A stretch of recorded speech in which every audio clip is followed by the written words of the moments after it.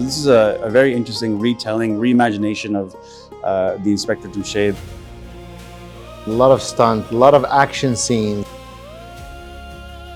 We've been through many, a hard time. This is something the region hasn't seen before. We're still alive, still surviving. All those people who were avid readers of literature, they're going to come back to cinema. This is an invitation for them. Our roots are connected to the Urdu fiction that was written by Ishtiaq Ahmed.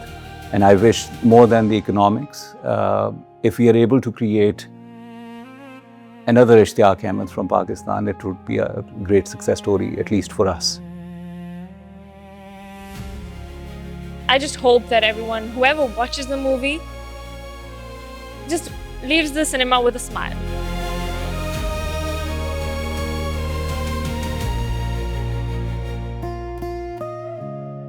The war is coming.